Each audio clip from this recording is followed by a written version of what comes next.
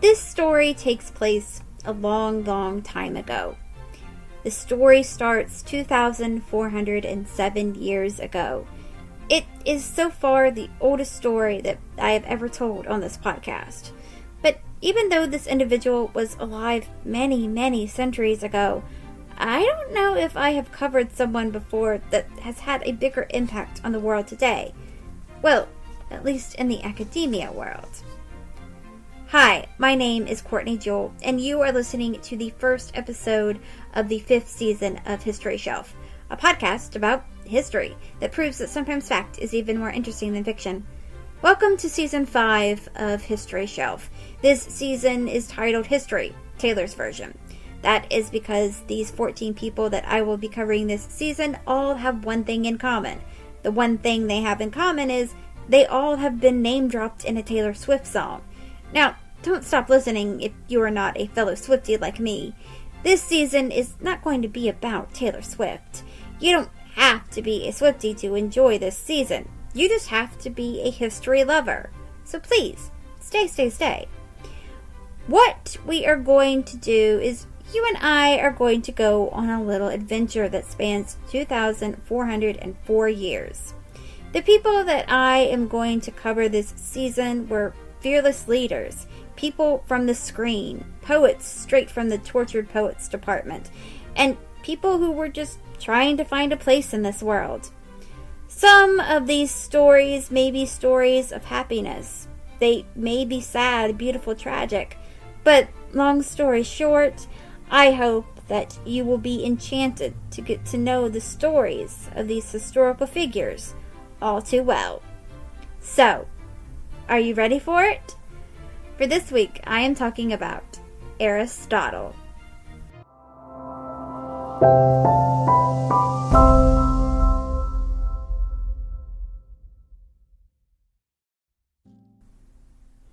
I want to say something before I get started on Aristotle's life. All the people that I will be covering this season are dead and gone.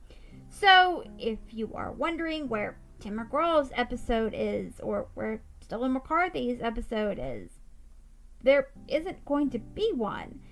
This is a history podcast. Everyone this season had to meet two requirements. They had to be name dropped in a Taylor Swift song, and they had to be dead. So, with that said, let's get started talking about Aristotle. Aristotle was born in 384 BC in Stagageria, Chalcidice, Greece. Aristotle is now the earliest person that I have covered on this podcast, like I said in the intro. Before him, the earliest person I covered was Prince Laocoon. Remember, I covered him in Season 2. He was born in 128 BC. Aristotle is the first person that I have covered from Greece, which I would like to cover at least one person from every country that I have a listener in, and this season I am covering two countries that I have never done before, and I don't have a listener in either one of those countries. If I haven't got to your country yet, please know that I do have plans to get to your country eventually. But anyway, let's get back to Aristotle. Aristotle's mother was Festus, and his father was Nicomachus. His mother came from a wealthy family, and his father was a personal physician to King Amycus III of Macedon. Nicomachus came from devotees of Asclepius. That is the Greek god of healing and medicine. Not much is known about Aristotle's early life because, well, he was born 2,407 years ago. His existence predates surnames. Aristotle had a sister named Arymneste, and he had a brother named Arymnestus. Both of Aristotle's parents died when he was young, not sure how. Apparently, his mother died before his father did. When his father died, he went to go live with his older sister and her husband, Proxenus of Atyranus. Aristotle was first trained in medicine. When he was 17 or 18 years old, he went to Athens to study at the academy that Plato had founded. Aristotle stayed there for almost 20 years. While he was at the academy, Aristotle was both a student and then later a teacher. Though he did oppose some of Plato's teachings, Aristotle's philosophy is more practical. Aristotle left the academy when Plato died, so that was in 347 BC. And Plato's nephew, Speusippus, was elected to head the academy. Aristotle left Athens. After he left, he spent some time traveling and possibly studying biology. Aristotle's travels took him to Asia Minor. King Philip II of Macedon ordered Aristotle to go there. That is present-day Turkey, and I know that I have some listeners in Turkey, and I don't believe that we've had a story take us to Turkey yet. I could be wrong, though. Aristotle spent time in the city of Assos. He was friends with the city's ruler, Hermias. Hermias had actually studied at Plato's academy. Aristotle ended up marrying Hermias' niece and adopted daughter, Pythias. It is believed that Pythias was much younger than Aristotle. Pythias was probably about 18 years old. Aristotle married Pythias between 347 BC to 343 BC. So that means that Aristotle was 40-ish. Now, many history books say that Athenian women were not educated, but there's some 5th century artwork that contradicts that, so who knows? Aristotle thought that keeping women away from the rest of society was a very good idea. However, it seems that Pythias was educated, and she helped Aristotle write an encyclopedia and collect specimens from the Isle of Lesbos. Together, Aristotle and Pythias had one child together, a daughter also named Pythias. About 10 years into their marriage, Pythias died. We don't know how. Aristotle never remarried, but he did have a relationship with a woman named Herpilippus. She was from Aristotle's hometown. We are not really sure when they first met, but we do know that together they had a son named Nicomachus. In Assos, Aristotle became the leader of a group of philosophers that his father-in-law Hermias had gathered. It is possible that Xenocrates of Chalcedon was a part of this group. He was a philosopher and mathematician. Xenocrates also left the Ptolemaic Academy. This group started to study zoology and biology. Their studies laid the foundations of the biological sciences. These foundations were not superseded until more than 2,000 years after Aristotle's death. Aristotle began his work on his book Politics. He also began work on kingship. Aristotle also wrote Poetics. This is considered to be the first work on literary criticism, interpreting and analyzing the genre and structure of Greek literature. Poetics has influenced the study of literature, film, and other art forms. Another one of Aristotle's famous works is Metaphysics. This deals with the fundamental issues of reality, including the study of existence, causality, and substance. Another one of his famous works is Physics. It expresses his views on motion, time, space, and other important concepts that was later built upon in the scientific revolution. Aristotle started to develop a distinct philosophy from his mentor, Plato. Plato believed that kings should be philosophers and philosophers should be kings. This is what Aristotle said about that, quote, "Not merely unnecessarily for a king to be a philosopher, but even a disadvantage. Rather, a king should take the advice of true philosophers. Then he would fill his reign with good deeds, not with good words." End quote. One thing that Aristotle did agree with Plato on was slavery. Aristotle was for slavery, and so was Plato. Aristotle actually thought that slavery was good for the slaves. He thought that slaves were born to be slaves. He believed that without their masters, slaves would not know how to run their own lives. He believed that slaves were only fit for physical labor. Aristotle did not stay in Assos. That is because it was attacked by the Persians. Hermias was captured and he was executed. Assos was one of the towns that revolted against Persian rule. Memnon of Rhodes was sent by the Persian king Artaxerxes III to reconquer the coastal cities. Memnon tricked Hermias. Memnon was like, "Hey, Hermias, let's have a truce." Hermias believed him. Then Memnon was like, "Oh, psych. I was just kidding. I didn't want a truce. So now I'm going to put you in chains and take you to Susa." That is in present-day Iran. Then Hermias was tortured to see if he would give up any information on any invasion plans that King Philip II of Macedon was working on. Hermias did not, and then he was killed. Aristotle dedicated a statue in Delphi to Hermias.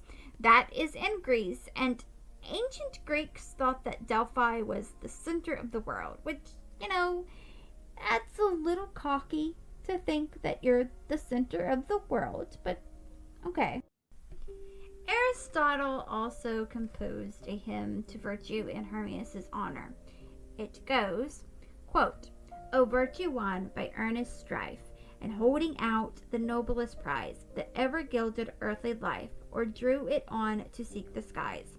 For thee, what son of Greece would not deem it an enviable lot, to live the life, to die the death, that fears no weary hour, shrinks from no fiery breath. Such fruit hast thou of heavenly bloom, a lure more rich than golden heap, more tempting than the joys of home, more bland than the spell of soft-eyed sleep. For the Alcestis son of Jove, and the twin boys of Leda strove, with patient toil and sinewy might, thy glorious prize to grasp, to reach thy lofty height. Achilles, Ajax, for thy love, descended to the realms of night. Adoneus' king thy vision drove, to quit for aye the glad sunlight. Therefore to memory's daughters dear, his deathless name, his pure career, lived shrined in song and linked with all, the all of Xenian Jove and faithful friendship's law." End quote. Aristotle was able to escape Assos. He set out to go to Macedonia, but before he went there, he stopped on the island of Lesbos. He was on Lesbos for about a year. Aristotle continued his biological research with a group of scientists from Assos. But Aristotle did make his way to Macedonia in 343 BC. He stayed there for 7 years. The story goes that Aristotle was the tutor of someone that I've mentioned before on this podcast, and that is Alexander the Great. I have not done an episode on him, and he has not crossed paths with anyone before that I have covered, but if you remember back to just last season, to the Queen Christina of Sweden episodes, Christina was a fangirl of Alexander. King Philip II of Macedon, who was Alexander's father, wanted Aristotle to be the head of the academy in Athens because Speusippus and Philip did not get along. Speusippus opposed Philip, and he strongly encouraged Athens to oppose the rise of Macedonia. So Speusippus and Philip were not swapping friendship bracelets. Aristotle's style of teaching focused on dialogues between teacher and student. This is the Socratic method. So Aristotle would give a problem or a premise and then question it, and each student would consider alternate solutions or alternative interpretations. This has shaped subsequent philosophical movements. In 340 BC, Athens and Macedonia prepared to go to war with each other. The next year, Speusippus died. It was proposed that Aristotle should take over the academy, but he was not elected. Xenocrates was the one that was elected as the head of the academy. Philip then no longer supported Aristotle, so Aristotle then went back to his hometown of Statugaria.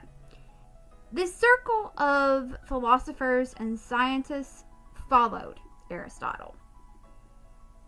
In October of 336 BC, King Philip II was assassinated. So Alexander the Great was now the king. Alexander was a supporter of the academy, and he encouraged it to continue with its work, but Alexander sent Aristotle to Athens to found a rival establishment. So in 335 BC, Aristotle founded his own school in the Lyceum in Athens. He arrived with staff and teaching materials for the school. The Lyceum was broader in its range of subjects than the academy was. Aristotle gave lectures on logic, physics, astronomy, meteorology, zoology, metaphysics, theology, psychology, politics, economics, ethics, rhetoric, and poetics. Before Aristotle started his school, some of these subjects did not exist. Alexander died in June of 323 BC. After Alexander's death, there was an anti-Macedonian attitude in Athens. Authorities charged Aristotle with heresy because he compared his father-in-law, Hermias, to divinity. Aristotle decided to flee Athens because he feared that they would execute him. He fled to Chauci. Aristotle's mother had once owned a house there, and the house was still in the family. So Aristotle moved into that house. He left his student Theophrastus in charge of the Lyceum.